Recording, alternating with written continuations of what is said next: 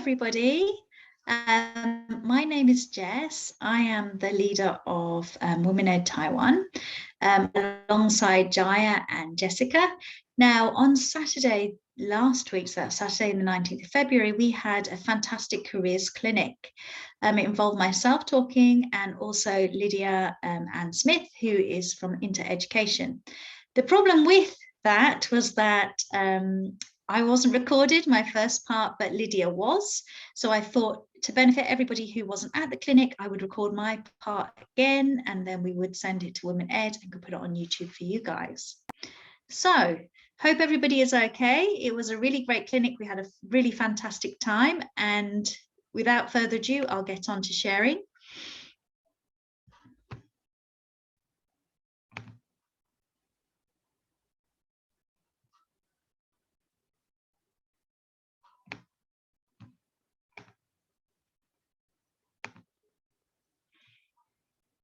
Okay, so here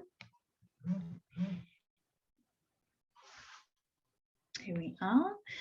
So yes, the CVClinic was on Saturday, and there was myself and Lydia Ann Smith, and there was also two heads, which you will see in part 2. This is part 1 of the clinic. So first I'll share my background. I'm an international teacher, a long-term international teacher. I've taught in several countries now. As I've been abroad for more than 10 years, I decided that I would help other people become international teachers, because personally it's been the best career move I've ever made. So I was blogging on my own website, and at the same time I set up a Facebook group, New to International School Teachers. And that really is for people who are just thinking about teaching abroad and want a little bit of support and help. There's a lot of nice veteran teachers on there that really will help you out if you have a question, whatever question you feel is maybe a small, silly question, we will help you. Okay, I also, at the end, that's 20,000 people on that one. So should you be wanting to find out about a specific school, then you would go on that one and question there. I authored the book, Becoming a Successful International Teacher. As part of my authoring this book, I did a lot of research with teachers, with heads, with recruitment consultants about how to find a job, the best ways to do that, how to be successful at your CVs, your cover letters, and then when you come into school, how to survive and get on while you're in a school. So as part of that, yeah, I was researching for this book, but I'm also really interested in alternate ethnography, which is your own story, basically writing your own story, but also ethnography, other people's stories. And I enjoy action research as well, which I've done within my schools. This year, I'm back to job searching. I'm very close to securing one now. I've just got to ask the final questions, but I have managed to get through to interview stage with everywhere I've applied. It hasn't been a great deal, to be honest, because I've been very, very picky this time round. It has to be a really, really good fit for me as well as the school. So it's a two-way process for me. So in the several schools I've applied to, I've got through. So I feel like I'm quite strong knowing about my own CV, and also with the research I've done. When I was researching CVs, I joined like Udemy courses, and I also read quite a lot of articles about CVs, and I also read books about CVs. So I did do quite a lot of research to find out how to make a strong CV. So I hope I can share that with you today. And the other person who is on part 2 of this video is Lydia Ann Smith. She's a recruiter from InterEducation. She set up the company after being an international teacher herself. So she recruits across the globe. She's got an awful lot of schools in China, especially, where she lived and worked. So she personally knows a lot of the schools that she's recruiting for. She's had 10 years focusing on the education sector. And she's very passionate about a personalized recruitment approach. Now, you will see this in video 2. She's a very fun, kind, enthused recruiter who really knows her stuff. So I feel she's very, very honest, and she's got great integrity. So after you've listened to mine, you clock on to part 2 and you will see Lydia Ann Smith there. So just to give an overview of Women Ed and while we're doing this event, the main areas I could say are to build confidence for our for women in education. So this conference really was for teachers, but also support staff, EAL staff, learning assistants, but also people considering being a leader too. So it's not just for teachers. A strong CV is good for anybody in the education sphere. So it's to give you the confidence about your own CV. You might already have a CV that's very, very strong, but you might get a few ideas from this, or vice versa, you don't have a very strong CV, or you're worried about your CV, and this will give you a lot of ideas to improve your CV. The event is based around collaboration. So I was collaborating with Lydia and Smith, obviously the recruiter. We took 2 parts, but we also had 2 wonderful heads that stepped in and talked for us, but also our wider audience had questions right at the end and provide great insight for us. So it was a really collaborative event. And then what we really hope is to offer people who attend the CVClinic the chance for change, okay, to improve their situation, to improve their role, even to improve within their own school, should they be applying for a different job in their own school, to help strengthen the CV. So the objectives of the session, okay, this was for the whole session, for my session and Lydia's, is to really understand how important CVs, how important the layout is for a CV, and what headings you should try and have, know what content to prioritize, and also to support you to develop your own CV. Now, first question, how do I get noticed with my CV? Now, a CV is incredibly personal, and that is absolutely fine. You should have your own personality in there. You want to stand out. You don't want someone to look across 10 CVs and yours looks very similar to the other 9. So you want to try and make it as much yours as possible. So where you can, possibly do not use standalone Canva CVs or Microsoft Word. You want to adapt it a little bit so it's not going to look like lots of other CVs there. You don't want it to be overcrowded with text, because that can really put off a recruiter or HR, which we know goes to HR first. You need to have your key information there right at the top with some white space. Make it very, very concise, key information in the right bit too. And the contentious question, do you have a photo or no photo? There's different viewpoints on that. Later in part 2, you will see 2 heads have opposing views on this.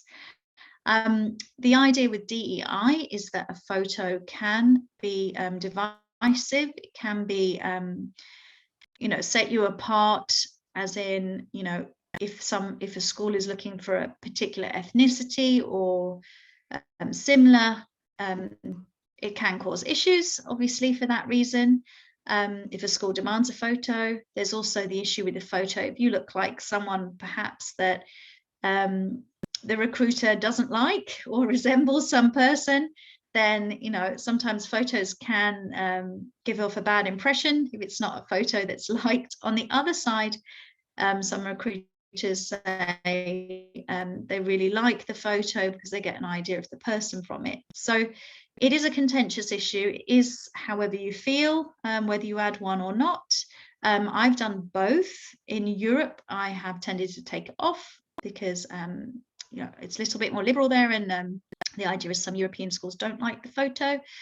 Generally, overall, I've added a photo to my CV.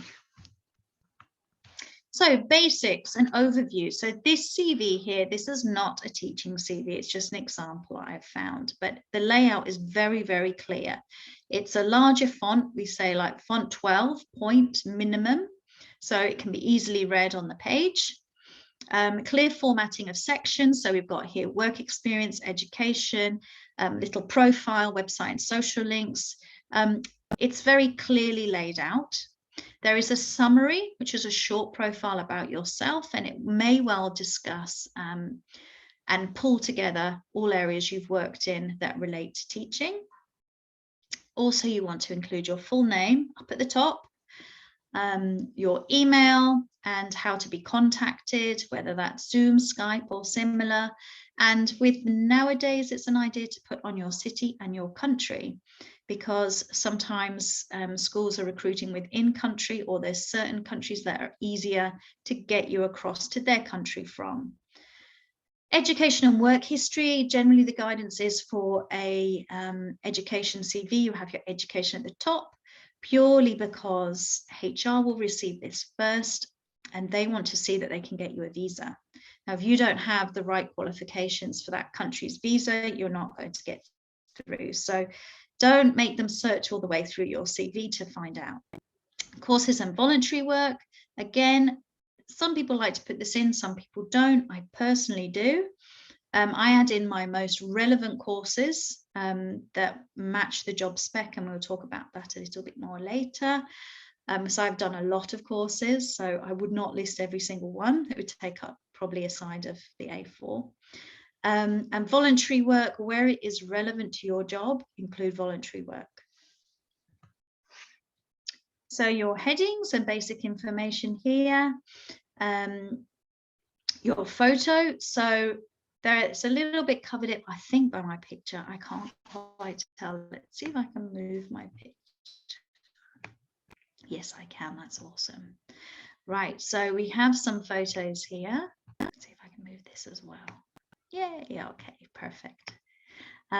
So there's one here with the lady with the hair over her face. Again, don't use that, okay? That you want to see a clear, full view of your face and your neck, preferably, and your shoulders if you should wish. The second one, smiley, happy face. Again, that's quite approachable. It's got a white background. There's nothing busy in the background. We don't see lots of objects or people. Again, you want to keep your background really clear. And a third lovely photo too. Again, it's got more of her torso here, but smiley face, very clear background. Again, you don't want anything distracting in the photo. So these are two very strong photos to give you an example. Make sure your text is not all squashed together. As you can see here, there's a good space between each job, and it's really readable like that. If you have it all squashed, it just makes a great big block of text, which is less appealing to read. How many headings? Again, I choose education, work experience, courses and voluntary. You don't really want too many headings. You want your referees as well, of course. But you don't need to overload your CV with lots of extra things like clubs, etc., unless you want to put that in your main bulk when you describe your job. How many jobs to include? This is another question that came up during our clinic. It depends, which is a really annoying answer. If you have, for example, in your past 10 years, you've taken a big substantial block maternity leave, you might want to go further back because you might just have 2 jobs in that 10 years. If you have jobs that tie into teaching, obviously you might want to go further back to explain that. But personally, and from advice I've heard before, getting your PGC or your teacher training qualification, jobs like working in data entry or temping or similar roles, you don't need to add those in because you're just making your CV too long, and this kind of work doesn't relate to teaching. So I wouldn't be putting like 20 years back, 25 years back if it was more like my student work. I put roughly about 15 years back because I had a five-year gap. Reverse chronological, so each job, like you can see here, 2015, 16, 14, 2015, 13, 2014. You start with the most recent and you work back and you include the month and the year. Referees, whether to include them or not. Again, this is another question. Personally, I put contact me for referees at the end because I have so much in my CV and I don't want it to be really bulky with referees. But there is advice to say that you should have it on your CV, purely because when the school receives it, if you're applying to the school directly, they can then just contact the referees without asking you straight away. And I don't like to include it is because I always inform my referees straight away. If a school says to me, can I contact your referees, then I say yes, and I email them just out of courtesy. But again, this is your preference, your personal choice. And the maximum it should be really is 2 pages. More than that is quite a lot for somebody to look through to find out if you're going to work for the school. That if you are on to more than 2 pages, you might want to think about transferring some of that information to your cover letter. And the content, so the nitty-gritty, what should be under your headings. When you are describing your jobs, use the language of the school as much as you can. So you will glean that easily from their media. So you'll get it from their Facebook, their Instagram if they're on it, Twitter, and even more so on their website. They will be using particular language, particular words, especially within their vision. So try to include that where you can within your CV, because it starts to make you look like you're a really good fit for them if you're already talking like they talk. For example, if I talk in, like I work in year 1, I work in EYFS, but if I was in a PYP school or American curriculum, I would use the word grades. I would change the wording so they can understand straight away where I've taught. Match your CV to the school vision, extremely important. Words that, again, like you said, are in the vision, try to put that in your CV, as well as the job spec.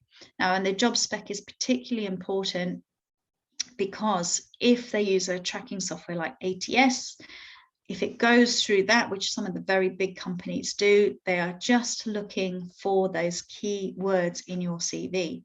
It may not even come to a human, it may just go through a computer system. So ensure if they're asking for certain things in the job spec, it's in the bulk of your CV, in your jobs. Any interests and clubs that you have, match it to what the school's looking for. So should they be looking for, it's a highly musical school, make sure you put any clubs in that cover that. If it's a sporty school, put in sports that you've led, try to match as close as possible so they think, wow, this is a good fit, we need a basketball coach or similar. Any gaps in your CV, you need to explain it. I can explain this a little bit, as in I have had 5 years maternity leave as part of my career. I was putting this at the bottom of my CV, not in the main education, not in the main work profile area where I listed my jobs. And I was asked several times, what did you do for those 5 years? People weren't looking right to the bottom of the CV and checking the small text that I put. So I put it in my main listing of my employment. So here you can see my example: maternity leave, Vietnam, August 2013 to August 2018. But I did put in all the things I did. And you will, I'm sure, if you've been on maternity leave, you've done an awful lot, as well as bringing up your child. You will have done the baby groups, the mums groups. So put that in. And that's a big deal. That's still working with parents, that's working with children. I put in my supply teaching, and I also organized holiday camps, so I put that in there. And then I also talked about my own business I set up for parents and carers of young children. And I've spotted a spelling mistake, you see. This is how easy it is. I put careers and young children, so I need to go change that now. So this is how many times you need to check your CV. So yes, for parents and carers of young children, in which I taught part-time. So explain your gaps in your CV. It may not be maternity leave, it might be leave for a year to travel, it might be leave to go care for parents or other people. Just put that in and explain it. It's much better to be honest, so they know that you've had some time out, but you're honest, you're truthful about it. Finally, your job related skills and action verbs. So when you're talking about your job, make sure you make it really, really positive language. Okay, so things like, I pioneered outdoor learning and reception. You can see I put that there. So there wasn't really outdoor learning. I went on a course and I brought all that information in. Every week we discussed it as we planned, and I put in ideas every week. So I brought in outdoor learning for reception. I didn't just say, I taught. Pioneered is such a stronger word to show that you changed something. Often when you're talking about your job, you've really got to show that you've changed something in a school, you've created an impact. Another one here, I've said I lead training and CBD for teachers. You know, that's a big deal. So I make sure that's in my description too. And then I say how I created and continue to develop action research. Again, I didn't just say, you know, we talked about an action research project, whatever. I did create it and I have continued it. So again, they're really strong words to show that you have made an impact on your team. A lovely video to watch, and the YouTube link is just down here, is Vivian Pyrot's, who is the strategic lead for WomenEd, sorry, the founder of WomenEd, in fact. She has Write a Job Application That Gets Results. She's talking quite a lot about a job application and a cover letter, but it transfers so well across to CVs too. So I really, really recommend, if you haven't watched this video, that you watch her, because her ideas are excellent. So the positive language, like we've already discussed, things like instrumental in developing something, championed, coordinated, improved, empowered, challenged, fantastic words to use throughout your CV. And even when I read these now, I think, yeah, I might put in a couple of those as well to enhance my CV even more. They're really strong action verbs. So make sure they are in your CV too. So again, on content, very important when you're writing about your work roles, do not repeat the same comments from school to school. If you did, say, skipping club in one school, don't say you did it in the next school and the next school and the next school. You just need to say it once, okay? Don't state the obvious as well. I taught. They know you taught and they know you planned, unless there's some sort of extra element like EAL children or gifted and talented or SEND children. Then you might want to highlight that you worked, you know, in a more diverse environment. Highlight any extras you've done. Put that in your bulk when you're talking about your job. So for example, I put, like, in 2 schools, I've supported CIS accreditation. I've also put forth Peace Day and Children's Day, events like that that I've run. I ran that for a tri-section, so I put that information in. So they know that I haven't, you know, just done my teaching job. I know that is enough anyway. It's a big, big job. But I've shown that I've worked in the wider school and I'm interested to help in a wider school. If you are going for leadership, try to include the school size as well, because obviously if you have a role such as SENCO or literacy coordinator in a small school of 80 children, it's going to be very different to a larger 4-form, 5-form entry. So I have previously put school size in my CV. I haven't got it in currently, but the guidance for, particularly if you're going for a middle management role, is to include the numbers within your school. If you're in a very young school, you might want to write that as well, because obviously when you're in a starter school, you're doing a lot of extra roles and you're helping develop a school from the start. So it's well worth putting that you have been in a young growing school if that's what you've done. Here is my information from my CV here. Other roles, including voluntary. So these are all that really relate to teaching and also to community work. So that's very important to me. So I've put how I consult. I'm a writer. I lead for WomenEd. I'm an author as well. So it's well worth putting these things, these extra roles in your CV that just shows more balanced of what you do outside of school too. And then how to send your CV. Use a PDF format if you're not instructed otherwise. The reason for this is it maintains formatting really well compared to a Word document, which you can send across, which can just totally ski with, and the font and everything can have problems with it. So use a PDF if you can. If it doesn't, if it says not PDF, then use the format they say, because that means it's likely to be going through some form of software and being checked. So you need to use the correct one, the correct Word or whichever format they say. Print the PDF and check it thoroughly. So you want to check for spelling mistakes. They're so easy to have in your CV, as I have shown.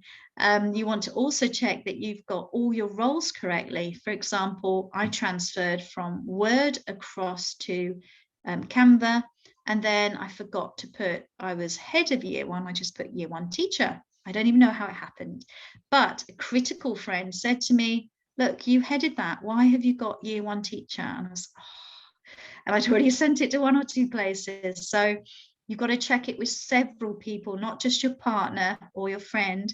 Get it checked by, you know, people who are in the education world too, and see if they can help you improve your CV. And open it on different operating systems. Open it on your phone, open it on an iPad, open it on a laptop, because it may look different. Again, if you're using a PDF, you're probably going to be okay, but it's well worth checking. And this is my finishing part. And what I did as part for this clinic was to ask other employers around the world, heads and others, about what they really look for when they receive their CV. So this one was from Val at Cairo English School. This was my first international school, and I worked directly under Val.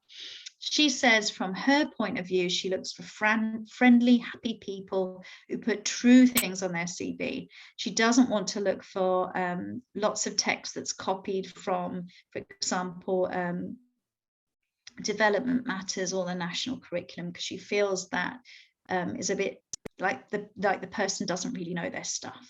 So really write from your personal perspective. Your personality should be in there. Natasha Hilton, she is Women Ed Leader 2. She is a head teacher in Qatar. She says, make sure you adapt your CV to the job, as we've said. Candidates often write a personal letter, which is very specific to jobs, but not the CV. Make sure if you're going for a leadership position, you highlight roles that show this. Don't just talk about your teaching. Match the job role for what you are applying for. Gillian Smith, assistant head in Taiwan, she says, give a brief overview of the school, the size, the curriculum, and the accreditations. She wants it bold, not gimmicky. Include white space, so it's not so blocky, the text, and she doesn't want any photo or any date of birth. What she values the most is personality coming through. So give it to someone to check it sounds like you. Share your values and your philosophy. And Julia Knight, headmistress of Eton House by Rain, she says, keep it honest and real. The worst thing is to have an overplayed something, and when quizzed, your candidate falls down. So make sure these things you really have done. You know, if you say you've organized an event, you really have done that. You haven't just been a tiny part of it that brought your children along, you know, at a certain point in the event. So you can really talk it through with your interviewer. Know your CV inside and out. It's awkward when someone doesn't know what they've written. Really great points there from the employers, I feel. And then this is going to go to part 2. Okay, so I'm going to stop my video here. If you play part 2, you will see exactly this screen, and Lydia Ann Smith will be on. Thank you ever so much for listening. And I really hope you enjoy our clinic. And yes, take care, everybody. Go on to part 2, and there's Lydia talking, there's heads talking, and there's a fantastic question and answer session.